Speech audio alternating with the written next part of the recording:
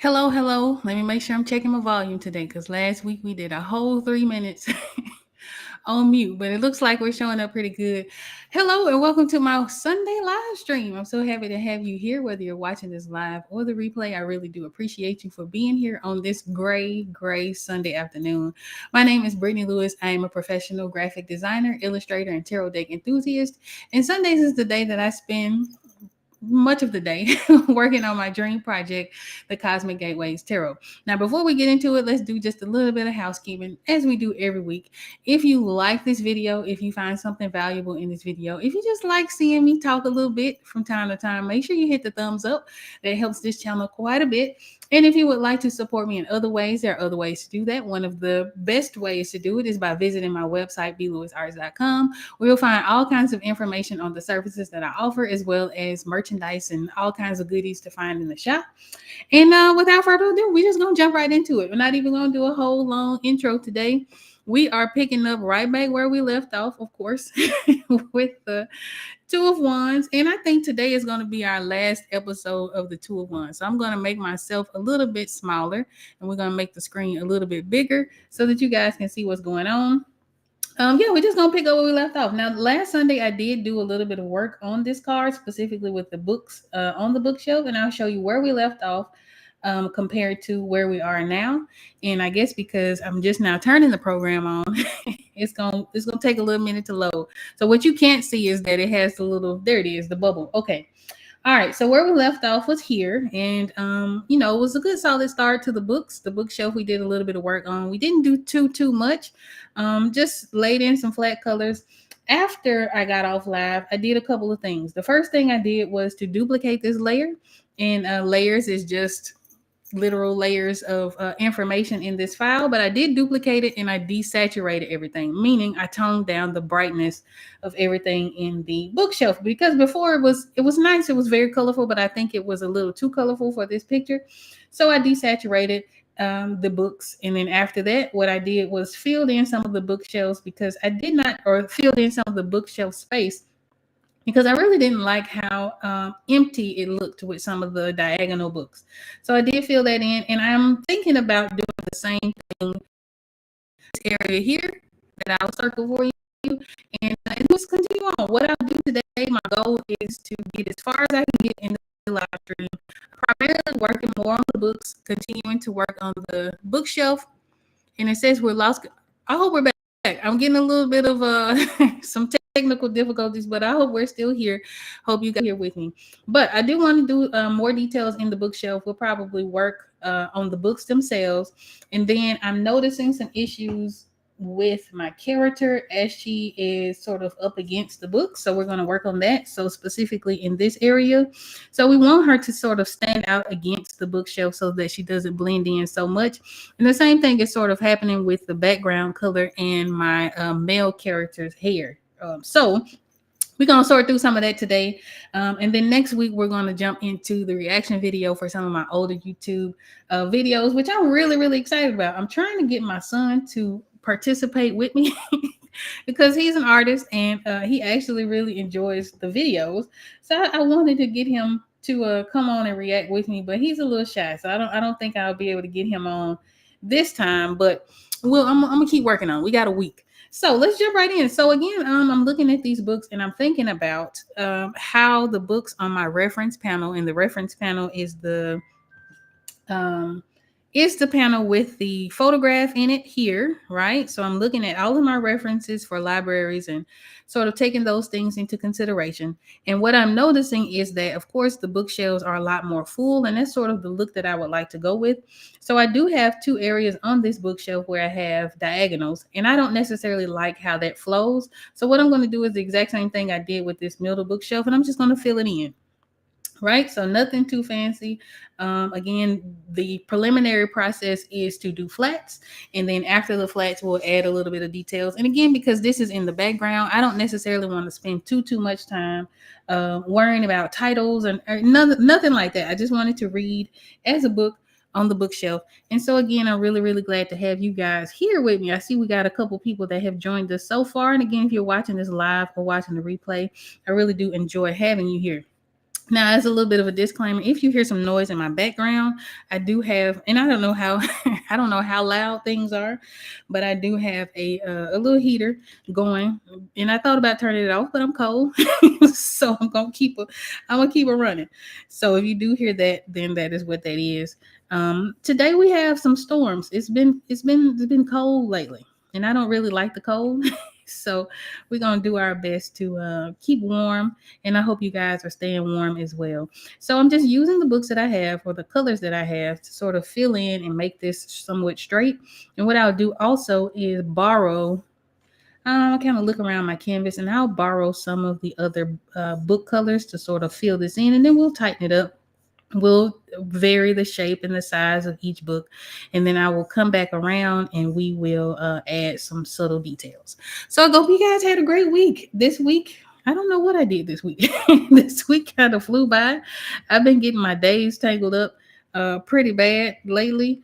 Where yesterday, just like last week, I was convinced that Friday was Saturday, and I was thinking that I had my live stream to do yesterday, and I was quickly reminded that yesterday was Saturday, which was nice because Saturdays are my off days. And I did take full advantage, which I don't normally do, but I did take pretty full advantage of being off and just sort of trying to relax and clear my mind and get ready for the new week. So this week again, I'm just going to wrap this picture up because I think we've dragged out the the two of wands as far as we can drag her out, and I think it's time to wrap this picture up completely. But like I said, there are a couple of things that I do know that I need to fix in order for this to be a completed image. That is one of those situations where sure it reads as it does, but we can polish it and we can make it look a whole lot better before we move on to the next card. So the next set of cards, once week after next, after we do our reaction video, are going to be the threes. This week I did do a little bit more work in the development of the threes. I don't have my development sheet together yet, but what I will do is before we get to our actual sketching, which I might still do in person like we did with this particular card, is I'll show you guys the developmental sheet, right? So anytime I have cards that I need to develop, what I'll do is if I don't already have an idea in mind, I'll go and research each card, and that is numerology. I'll research numerology. I'll research the elements associated with it. I'll research the common meanings, right? I'll look at my own sort of database of readings to see if that card, had, or if I've gotten more information about that card over the years of reading. And then what I'll do is I'll take that information and I will apply a real life scenario to whatever that card means, right? So in the case of the two of wands, I knew that it was planning. So my initial idea was to have sort of a war council planning where there were maps on the table and that sort of thing. And my character is sort of directing the flow of the planning by moving the pieces across the board. And so that was my initial idea. What I did not like about that idea, well, I had a couple of challenges. The first was that I could not figure out how I wanted my main character to look. So we pivoted. I worked on it a little bit, but I eventually pivoted and changed the idea just sort of based on the feeling that I got from the original source material. And for this deck is the Rider-Waite-Smith deck, right? So I took that information and changed it. To me, the two of wands in the original source material feels much more academic than it did sort of the war council. I think the war council could have worked, but I just, I wanted to go with that particular feeling. I'm gonna see if I can pull it up for you because I do have it here, the original card. And so we just sort of moved and went in the direction of having sort of much more academic setting. And in terms of what they're planning, that's sort of up to interpretation. But we did decide in the video where we sketched the picture to put the wands on the table. I think that was everybody's sort of favorite placement for the wands. So we want to make sure that when I render those out, that gets the most attention and the most detail and things like that.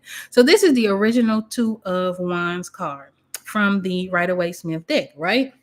So to me, it fits more in line with, planning in a much more academic, much more intellectual way, as opposed to planning for a war sort of situation. And I think it also fits the vibe of this particular deck a little better than, doing the war council. I think the war council was a good idea, just did not work out in this case. And that happens. And so it's good to have a little bit of room for creativity, right? And so when I am planning a card, that's the process that I go through. Sometimes the ideas work and sometimes they don't.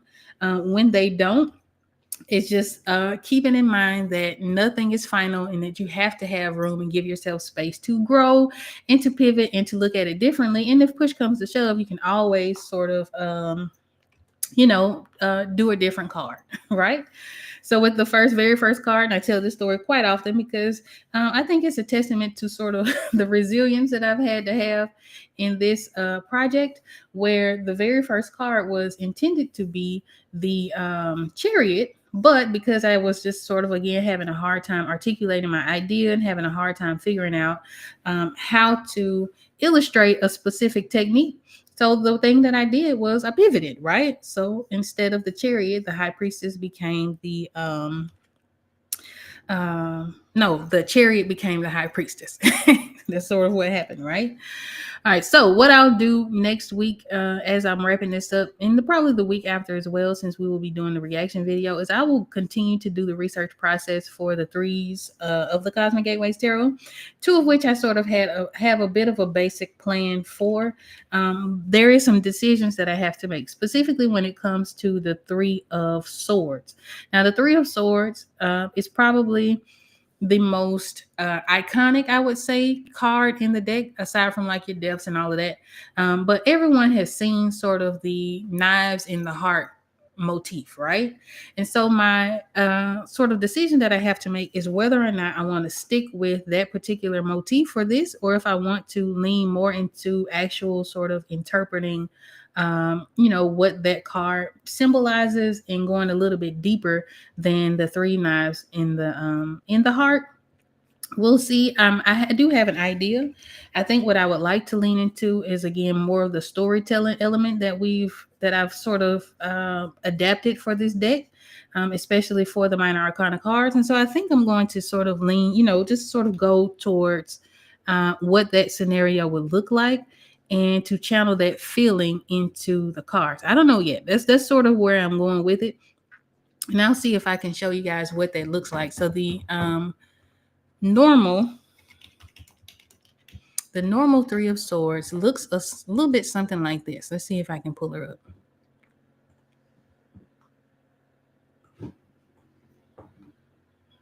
Right? So you have the three knives in the heart. It's sort of the Three of Swords vibe. I kind of like this, right? The idea of that. So I'm thinking about sort of leaning into the interpretation of Three of Swords rather than, I don't know, we'll see, rather than the motif. I think I've done a pretty good job in the development of this deck with pushing sort of the boundaries of what people are used to seeing when it comes to tarot. So I think I might continue in that path. I don't know. We'll see. But again, I told the story last week of my idea for the Three of Wands, which will have to do with a story that I saw in a documentary specifically about language. And in this documentary, there was a man interviewing a guy in Aswan, Egypt, and he told the story of how their monuments and all of their communities and things like that had been flooded for the dam. Very similar to your Lake Laniers, very similar to what has happened here in the States. And so I sort of want to pay homage to that because the Three of Wands deals a lot with discovery, right? So the idea that I have is to sort of have our character discover some of those lost treasures and lost monuments on her way to her next gateway, right? So the whole sort of tale of the Cosmic Gateways Tarot came about during a sort of a spiritual awakening that I was having at the time that I was creating the Justice card. And it dawned on me that, as we work through our things, our issues, our blockages, all of our traumas and things like that, it's not it doesn't stop, right? You may not work on the same traumas, you may not work on the same blockages, but you're always learning and you're always sort of moving through to the next gateway. And so that is sort of the premise of the Cosmic Gateways, very much like the Fool's Journey, of course, in tarot, where you go through all of these trials, you go through all of these lessons, and you learn quite a bit. And you just keep evolving, right? You keep evolving, you keep learning, you sort of learn to be your best, live at your highest potential. And that has been sort of the story of the Cosmic Gateways Tarot. And so I want to lean or continue to lean into that as I develop the minor arcana cards, because we spent a whole lot of time on the majors. I want to make sure that with the minors, we have the same sort of love and care, and things make as much sense in the minors as they do in the majors. And again, I'll show you guys what that looks like. So, for you all who are not familiar with this project, the Cosmic Gateways Tarot is a project that I started in 2019. And it was a dream project that I wanted to do for many, many years. And it had gotten to the point where I needed to do that. These are most of the cards that I've created for the Cosmic Gateways Tarot, just to give you an idea of what they look like and sort of the flow of the illustrations and the stories that I've been able to tell. In my opinion, it has a very feminine vibe to it, because I'm a woman, so that's inherent in my art. There's always something that can be told about an artist in the art they create. And so this is the Cosmic Gateways Tarot. And again, I'll play that back for you so you guys can see it again. And as I'm developing this deck, I am pulling on ideas, I'm pulling on colors, I'm pulling on shapes, I'm pulling on all of those different things as I move through the deck, because at the beginning of this project, I had absolutely no plan on what I wanted to do and how I wanted to go about creating these 78 cards. So I counted earlier, we are at 34. I think this card makes 34 cards. And so we have 44 more to go. So we have quite a bit more work ahead of us. But things are sort of smoothing out and leveling out for me, so that I can spend a little bit more time working on this through the week, in addition to doing my Sunday lives. But just in case weeks are busy and things are, life is life, and as life tends to do, I do have Sundays set aside to work on this project, so that I am putting in a little bit of effort, even if it's not a lot, you're right, even if it's not sort of the 12 hours a day kind of thing, because that's just not how my life is set up, right? I am still sort of making some kind of effort towards the completion of this goal. And so I'm happy to have you all here as I do that. And again, we are just working on the books on this bookshelf, just to give them a little bit of life. They don't have to be completely designed or labeled or anything like that. I'm gonna turn off my sketch so we can kind of see it, zoom out, and that's sort of where we are. So I'm going to turn off this layer so you can see where we started, and then I will turn it back on so you can see where we are. So here we go. These are the books. I've just added a little detail, right? Take them off, you get a plain book, turn it back on. Now we're starting to look a little bit more a part of the environment, right? So when we're creating, you want to make sure that, things don't have to be rendered all the way. You don't have to put in so much time. Like, I don't have to spend 12 hours developing these books, because the idea is that you're paying much more attention to what's going on the table. But we do want to give them a little bit of love and a little bit of shine, so that they do look intentional, and so that they they don't necessarily look like an afterthought, even though they are very much ambiance, and they don't serve as much as much importance as what's happening with our characters. But we do want to give them a little bit of love. And since my computer is auto saving, we'll wait on that for just a second. And it tends to do that. So just a little bit of housekeeping again, just in case you're new here and you have not watched me paint and work on this project. I am using Clip Studio Paint. That is my program of choice when it comes to digital painting. I like it. It's very robust. It is a perpetual license, meaning I only had to pay for it once, and I can upgrade it if I want to. So I work in version 1, but there are, I think, 3 versions, and they just announced that there will be a 4th version. Hey, PL. How you doing? I'm so glad to see you. All right. Hey, and hey to everyone who has not said hey to me yet. I'm glad to have you all here for sure. Okay, so it's auto savings. Yes, so I work in Clip Studio Paint. I do really enjoy Clip Studio Paint, because there's so much I can do with it. Now, what I do when I am, doing cards is I've actually set up a template for myself, so that each card has the same dimensions, and I don't have to set that up each and every time that I illustrate. I do like that, because it allows me to sort of, again, set up templates, right? That saves me a whole bunch of time down the line. I do highly recommend it. I have not used the newer versions of Clip Studio, so I can't really speak to that. But in terms of Clip Studio version 1, it works well. I like it. I like it a whole lot. And if you are looking into, especially if you're looking at doing this professionally, I would highly recommend this particular program because of the ease of use. Now, this is someone coming from Photoshop, right? So I started my journey in Photoshop. That's sort of where I started digital illustration from.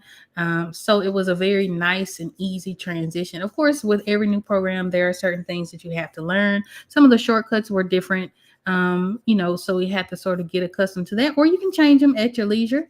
But for me, I really enjoy it, and I use just a regular old keyboard to manage the shortcuts. So as I'm working on my tablet, I'm also sort of picking different things. Like I'm going to hit B here. That's going to change that second panel. So the panel right above me is the layers panel, and before that is the tools panel. So if I hit B, I get brush. If I hit J, then I get a new panel which has all of my smudge tools. And so just sort of learning your shortcuts is very paramount when it comes to shortening the time that you spend going through menus in order to create your digital illustrations. But I do recommend it. And I know from time to time we do get questions about what it is that I'm using, and it is Clip Studio Paint. So again, what I'm doing is just adding some subtle details to these books. I'm adding some form to them, right? So essentially, even though we've drawn in rectangles, they're cylinders. And so in order for us to get that sort of book spine, so here's a little notebook. In order for us to get that book spine look to it, I need to create shadows on, let me see if I'm going to zoom in so you guys can see me a little bit better.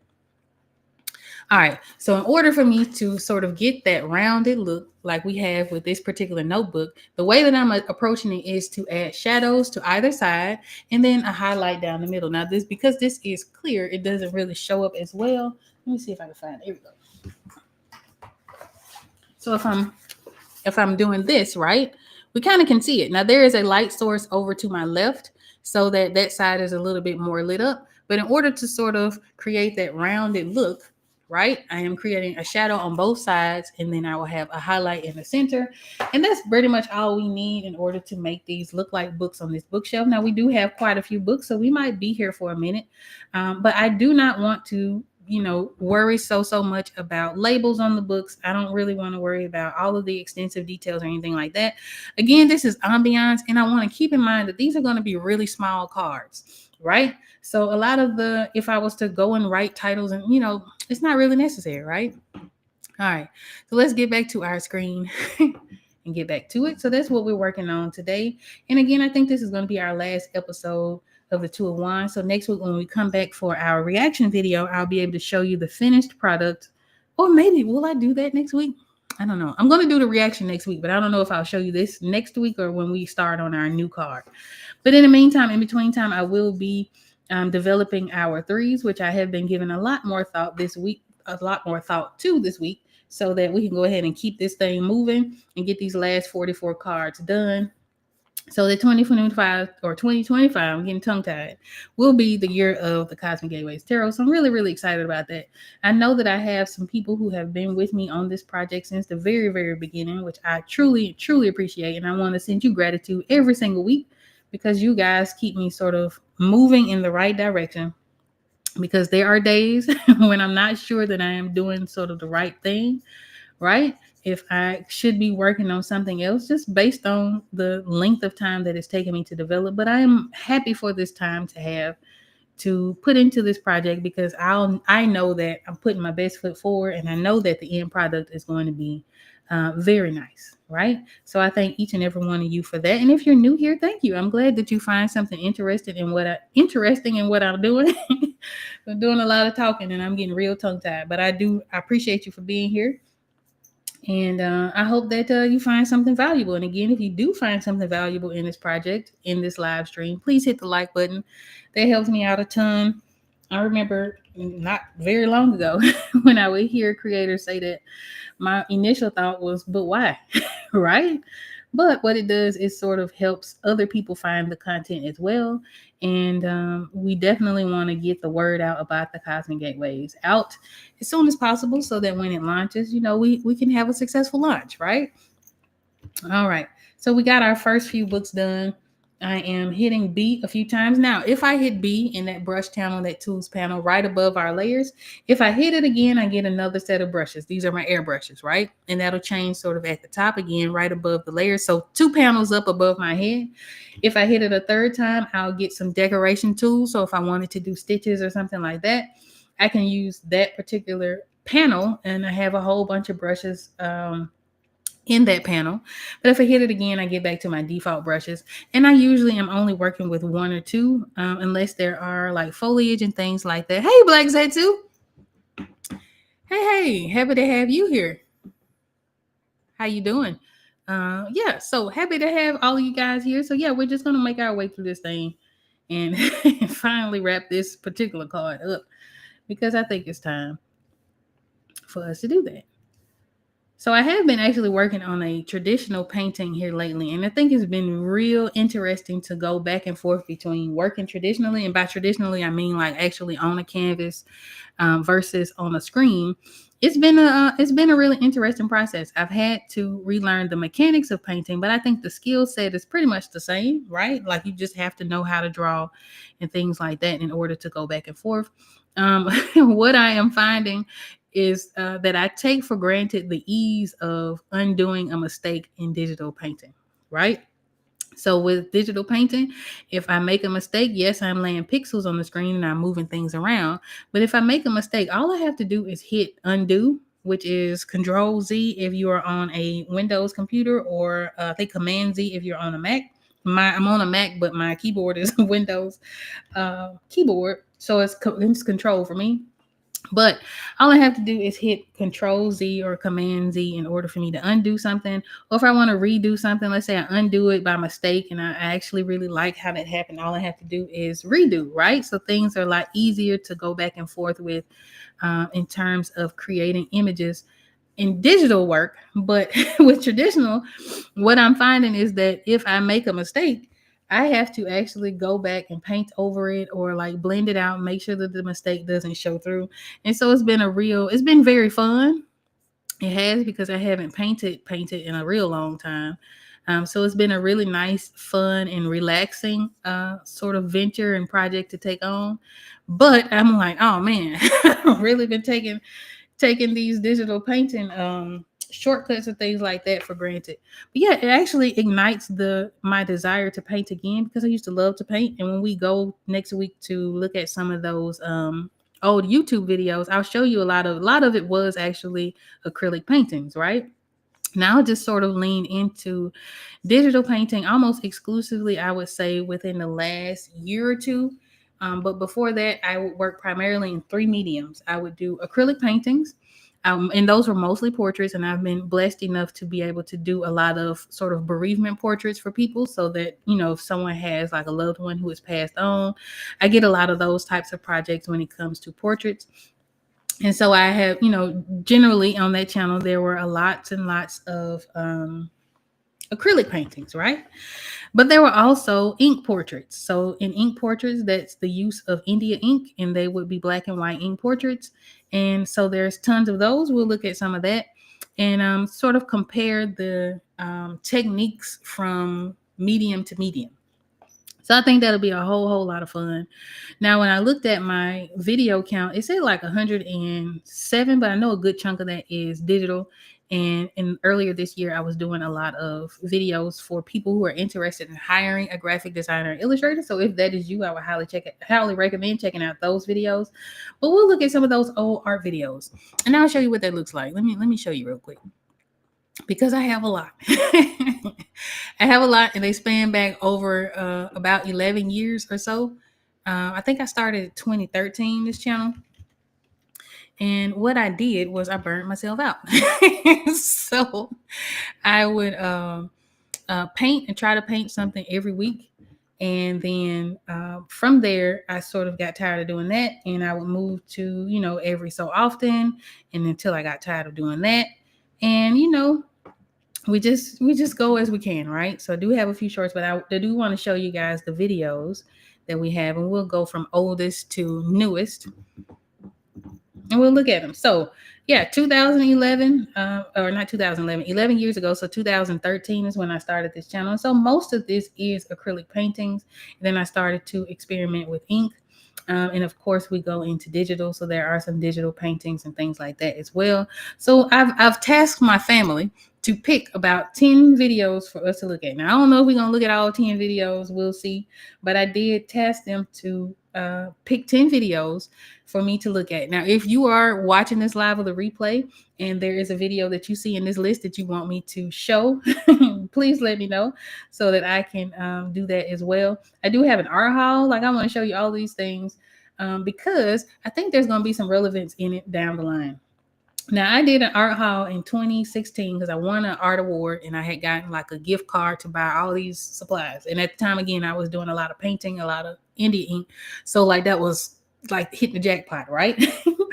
But the truth of it is, once I sort of got this art haul, most of my work started to lean more into digital. So, I have a ton of art supplies that I have not used. I am thinking about going back through some of those supplies and using them up to see if I can remember how to use some of them, to see what kind of art that I can create. So that might be something that we do, especially to show you guys some of the techniques and things like that I use in traditional medium. But again, I have so much art on this page, so much, and it stops around 5 years ago. So we'll look at it. So I've tasked them to give me a list of videos to look at, and if you want to see one in particular, please let me know. Be sure to put that in the chat or in the comments below, and we'll look at them. And if you are on live with me and you see one that you want to see and you want to know how it was done, by all means, do that.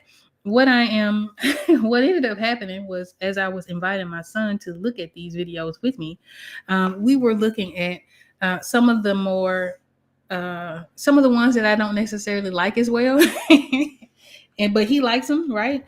And so we were thinking about looking at some of those. I don't know how embarrassing I want to go with this. We'll see. But I do want to show you sort of the process and the progress that I've made over the last 11 years in my artwork. Now, again, I've been creating art for a very, very long time. It is one of my earliest memories is painting, and I did it so much that I didn't think much of it, right? I thought everybody could draw. I just thought this is what you did when you're bored. You pick up a pencil and some notebook paper or something like that, and you would draw. That was my thinking as a kid. And at 16, in the 11th grade, I had a teacher by the name of Miss Owens. Miss Owens is the one who sort of nurtured or sort of encouraged me to think about it as an actual career choice.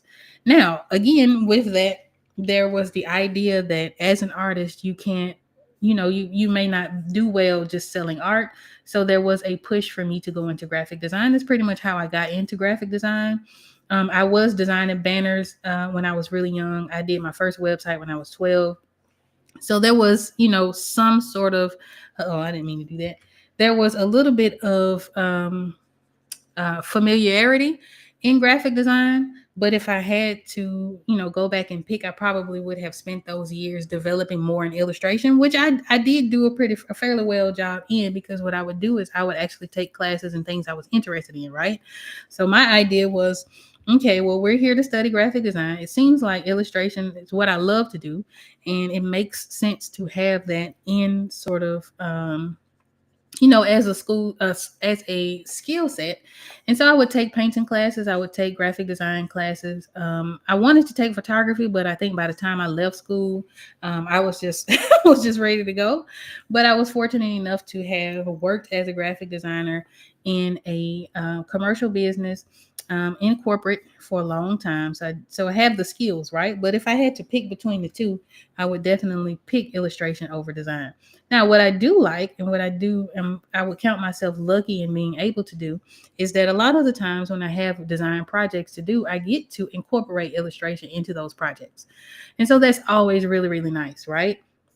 Because not all designers are illustrators, and not all illustrators are graphic designers. So I do have the sort of, I do tend to attract the projects that allow me to do both. And that's always really nice. But I guess with the Cosmic Gateways Tarot, sort of the same thing. It allows me to do and lean into both skills. because I am designing packaging, because I am designing sort of the borders and making sure that things read well and are communicating well on the design level. But then as a illustrator, I get to paint and draw and do those kinds of things. So I really, really enjoy it.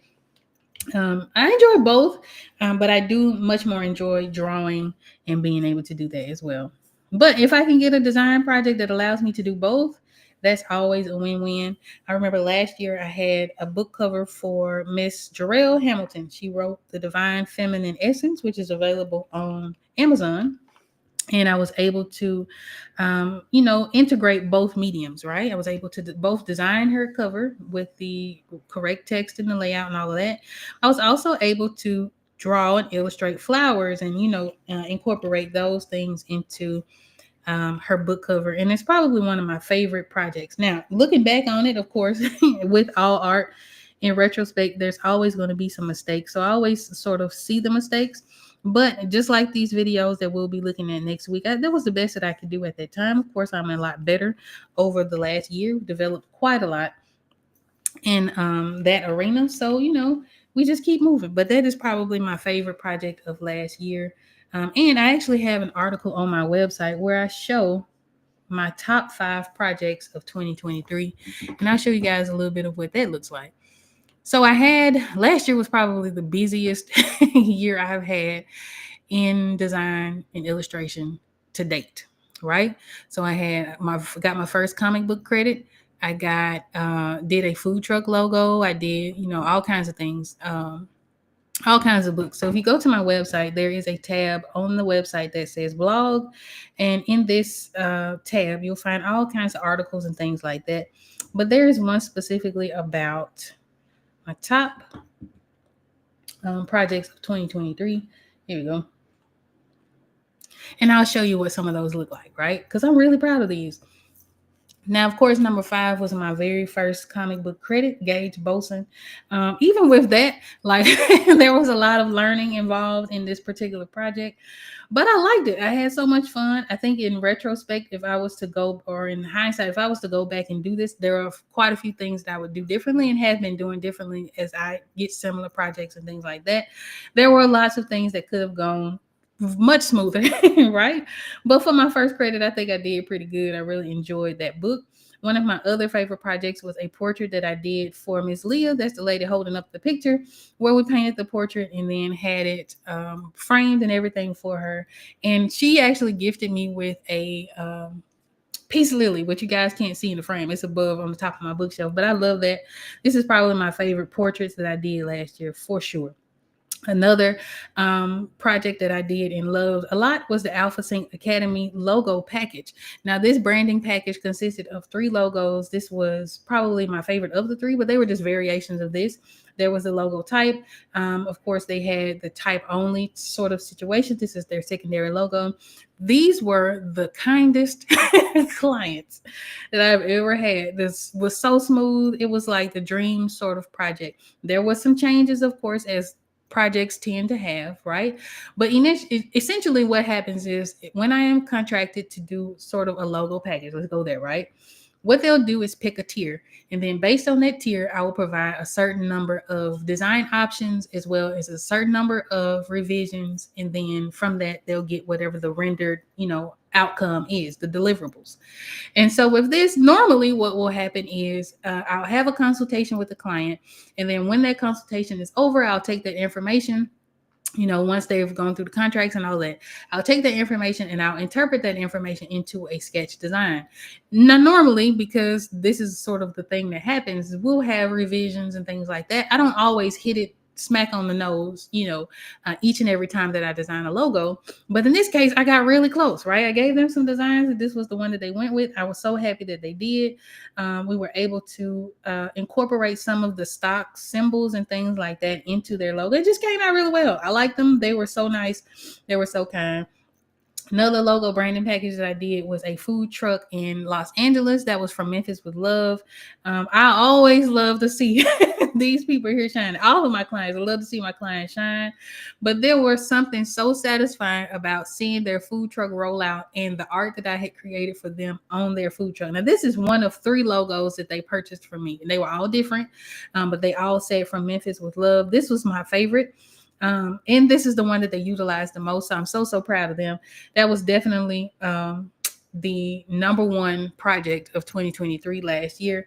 And then, of course, this is the book cover that I did for Jarrell Hamilton, which allowed me to paint and illustrate all of the flowers down at the bottom of the front of her book cover and get her ready for print and packaging and things like that. And so when I've seen people review her book and enjoy her work and things like it just does something to me. It's very satisfying to be able to create something useful and functional for my clients. And I enjoy it. I enjoy it so much. But if you are interested in seeing those projects and reading more about each one of them, if you go to my website and click on blog, it'll be there, right? So you guys can read all about those things. And again, if you want to hire me for something, then of course, all of that information will be there as well. And if you have questions about anything, just hit me up. All you have to do is email me. There is a contact form on my website, or you can DM me on Instagram. All of those are viable options to get in contact with me. And I'd love to work with you. I'd love to hear about what you have going on in your business and what some of your dreams and goals and things like that, and how I can help you to make those things become a reality. It's what I love to do. I love to see my clients winning, because that means I'm winning. Right? So maybe a couple weeks or so ago, I had gotten last year I also did a children's book for someone. So I was busy last year I was busy. But I did a children's book for someone through a company that I don't know if I want to talk too much about this particular company, but I do know that the setup was something that I did not find in alignment with the way that I typically do business, but I do believe in what they do. It's just that we weren't a good fit. However, the book that I did was through this particular company. And what this company does is that they help new authors and publishers sort of go through the self-publishing process. And so I was able to help a lady publish her first children's book, and she won some awards. I think she won like 3 awards for it. So I'm super proud about that and happy that I was able to help her create and navigate hiring again a graphic designer and illustrator. And actually, that project was probably the catalyst for the Hire Like a Boss series that we had, because I realized after having worked on that particular project that there's not a lot of conversation going on between the expectations of hiring a graphic designer or illustrator versus the reality of it, right? Especially if you've never hired a professional creative before, right? That could be a bit of a learning curve. But the main thing is having communication with, or good communication with, between yourself and your clients, right? So lay everything out on the line at first, and then you guys work through it. But she won some awards, and she emailed me about it and showed me all of the awards and things like that. So I was really proud of her, and happy to do that, happy to have been of service. So again, I love to see my clients winning. I swear to goodness, it's motivation to me to keep going, right? And it means to me that I am, on the right track, and that I am of service in a very positive way. And it always makes me feel like $1 million. So, but the food truck is probably my favorite to see. Again, because I follow those guys, and I'm super proud of the work that they're doing in Los Angeles, and the food that they're, the following that they're cultivating, and sort of the pocket that they found for themselves. I'm really excited about that. I'm excited to see them winning. And if you work with me, I'd love to help you win as well. It makes me feel good. It does. So yeah, those were my favorite projects of 2023. I don't know. I count myself lucky to be able to do the thing that I love to do for a living. And again, to be able to help people sort of realize their dreams. And I would say that up until recently, most of my clients were people who had never ever hired a graphic designer or an illustrator before, right? They're on their very first project. This might even be their first business. And so with hiring me also comes sort of the knowledge and the skills and the expertise of running a business or doing startups, what's necessary for them to advertise, all of those things, all of the experiences that I've had over the years. I count myself lucky to be able to share that with people so that they can be successful as well. So for instance, with the book with Jarrell Hamilton, one of the things that we discussed was, how to sell and price your books, right? How to go about, getting those into larger retail spaces. And so all of that was very, very helpful. And I thoroughly appreciate that as well. All right. So what I've been doing here as I've been running my mouth is I've just again been adding details to these books, and I don't know how long we're going to be here. But even if we stop this and live stream early, I'll continue to work on this because I really would like to have this completed this week. And so things sort of shaping up in that way so that we have just a little bit of details. Again, this is not very important. This bookshelf is not important at all, but we do want to, make it fit the scene, right? So everything else has a little bit of detail, even our globe, even though we're not, painting in continents and, bodies of water or anything like that. It does have enough detail to read as a part of this scene and not necessarily just sort of thrown in the mix. And so that is the idea behind giving these books just a little bit of detail. And again, these could have titles, they could have like labels, and I might add a label or two, not a title because we're not going through all of that, but I might add a label or two, in order to, make it look like an actual bookshelf. But generally, what I'm doing is creating the illusion that these are cylinders and that they are, standing against each other on this bookshelf. Now, there are a few other things that I will need to do to tighten up this particular picture. Again, and I showed this earlier, but I'll just show you the specific areas that we'll go through and tighten up and flesh out as I go. Because not everything needs attention, right? But there are a few things that we need to do. The first is I need to make it so that this main character's face is not lost against the bookshelf, right? So if I squint at that, you can sort of hardly see her lips. Her head, of course, is a lot lighter than the background. So we need to finesse that in a way that says that she's in the foreground and the bookshelf is in the background. So we definitely want to push her back. I also do some work in the background so that my character's hair doesn't blend so much with the color of this back wall. Right. So that might mean that I change the color of the wall. That might mean that I change the color of his hair, add highlights or things like that, rim lights, so that he stands out against the back wall. And we also push that back wall further back. Right. The other areas of this picture that I know I need to work on are the paper. I don't really have to do a whole lot to it. I just kind of need to put in the implications that this is paper. These are 3 separate sheets. And so I'll turn on my sketch here so you guys can see what that looks like. I need to flesh out or need to make some kind of differentiation between each sheet of paper. I was thinking about using an old like 1800s map of my hometown, just sort of as a little B. Lewis Arts Easter egg in the paper that she's pointing to. I'll experiment with that off live so I can kind of see how that works. If it works, then we'll keep it. If not, then we'll pivot and move on. And then finally, we will need to finish up our wands. So that's what I intend to work on this week. And again, during this live stream, I just kind of want to finish up as many of these books as I can possibly finish up. And once we're off live, I'll spend the rest of my Sunday, because this is the day that I commit to working on the Cosmic Gateways Tarot. I'll spend the rest of the afternoon sort of working on that and through the week. And then next week, we'll come back and do a reaction video to all of the videos, or not all of them, but a good chunk of the videos that we have on my YouTube channel, right? All right, so let's get back to it. Again, I'm just adding some shadow, and I am turning these rectangles into cylinders so that they look like actual books on the bookshelf. And I'm going to turn my sketch back off because it's a little bit distracting. There we go. And I can kind of see what it looked like in its final form, right? So the sketch is great. It becomes a blueprint for us to work on this picture. But at a certain point, we turn it off and then we just, freehand it and we go from there. So it feels like it might be a very short live stream today. I don't know yet, but this is all we're going to work on. We're just going to get these books fleshed out and keep it going. So yeah, I hope you guys join me next week for this reaction. I'm really excited, and it's really been on my head to do. It has. I don't know why, and I have been trying. Now that I'm thinking about reacting to these videos, I've been trying not to watch them because some of them I get like nostalgia feels from. Because again, this was like 11 years ago. My son is 13, so he was 2 when I started this YouTube channel.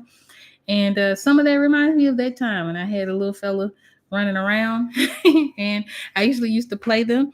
The whole reason that I started this YouTube channel to begin with was because I enjoy watching other people create, but I wasn't necessarily satisfied with what I was seeing.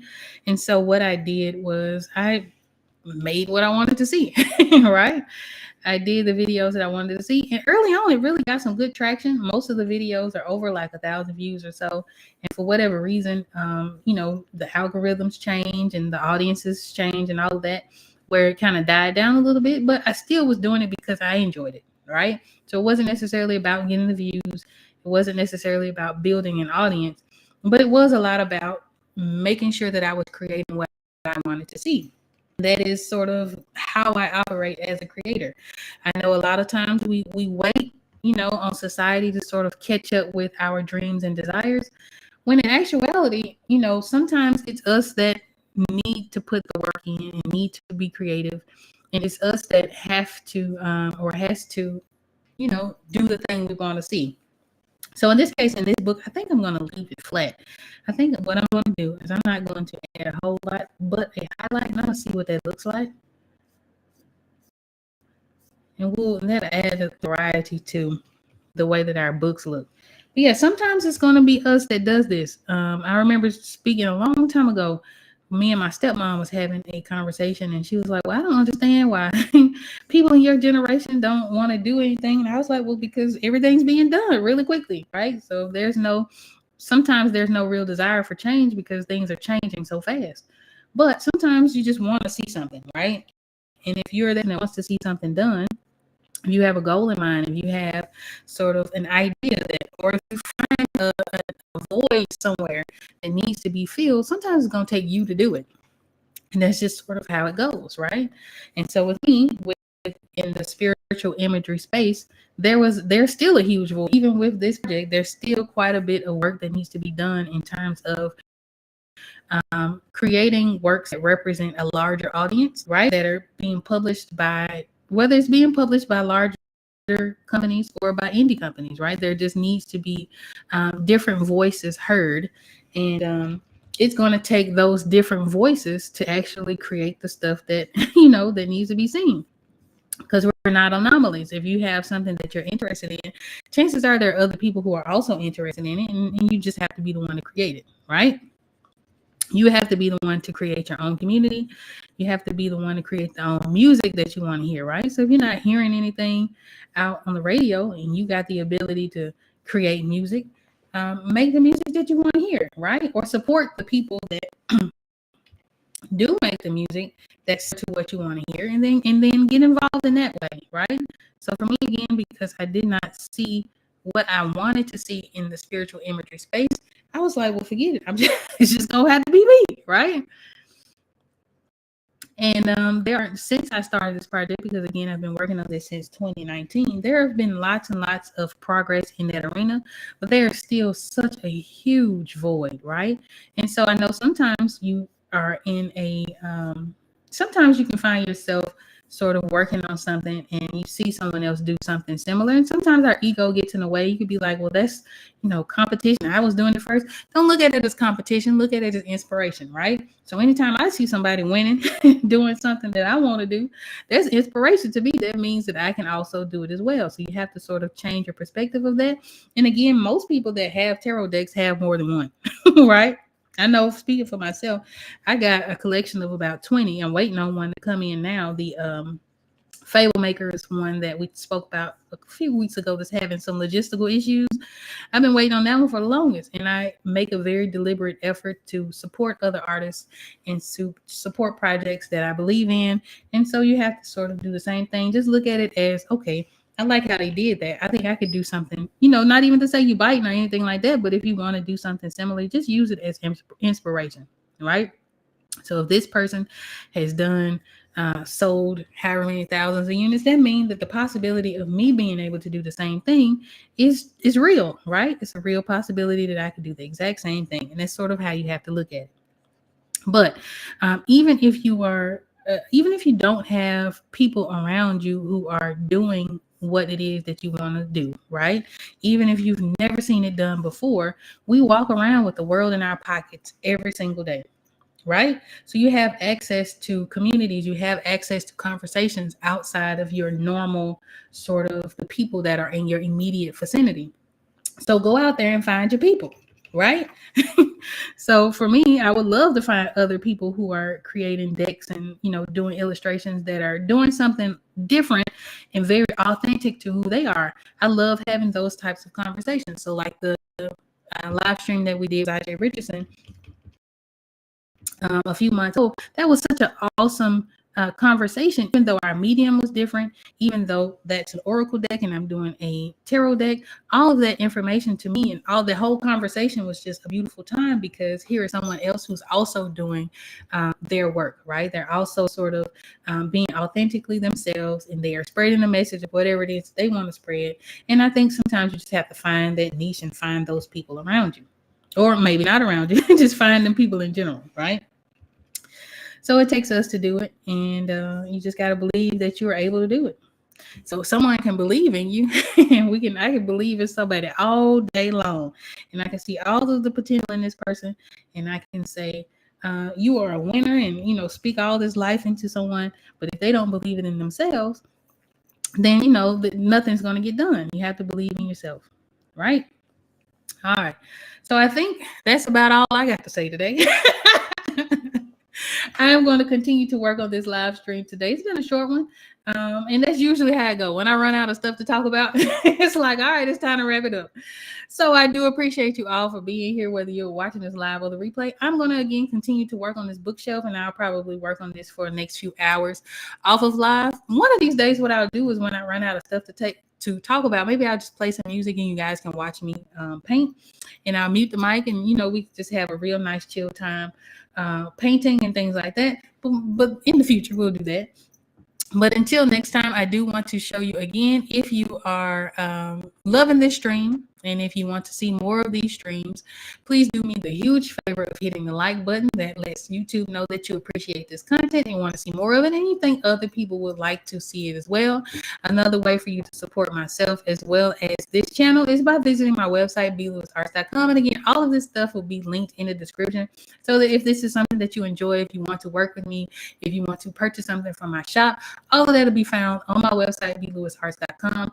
If you want to read about those top 5 projects from 2023, that'll be found in the blog tab and in the menu screen. So if you're looking at this on a mobile device, it'll be little 3 lines that show up at the top. Click on that, and you'll be able to navigate the entire website. Other ways that you can support me is by going to my shop, of course, and purchasing something. Thank you to everyone who purchased something over the holidays. I really, really appreciate that, because I know we are inundated with sale after sale after sale around this time of year. So for you to make the choice to shop with me, I really, really appreciate that. That means a lot. And I hope that you all received your packages in good form. And if there are any issues, make sure you email me as soon as possible so we can get those fixed. But I do want to thank you all. On my website, I have t-shirts, canvas prints, ebooks, and books.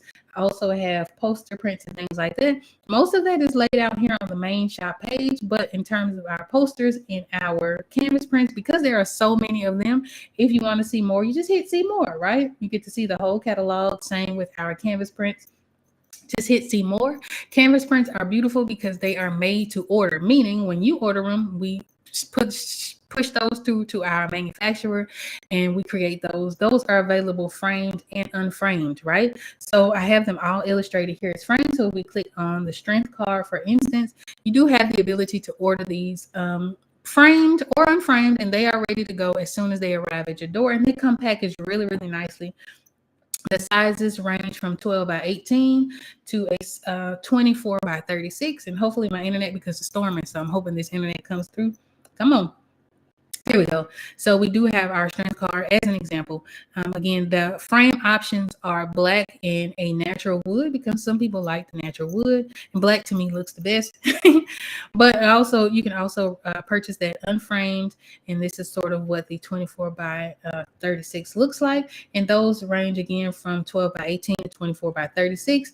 And you have your framing options, and the prices start at $199. And all canvas prints, I don't care what size you get, ship for free. right? So that is awesome. If you want to support me, that is a great and helpful way to do that. But until next time, next week, we are going to do a reaction video. I'm gonna have my people pick about 10 videos for us to react to, and then I'll pick some just kind of depending on what they choose that I think will be a great sort of for learning if you're into art or learn digital art, even some of the acrylic paintings and ink portraits and things like that. We'll go through all of that.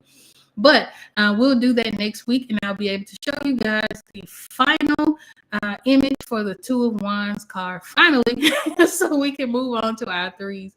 And again, I appreciate each and every one of you for being here. So won't hold you, won't talk too much. Thank you so much. Until next time, peace.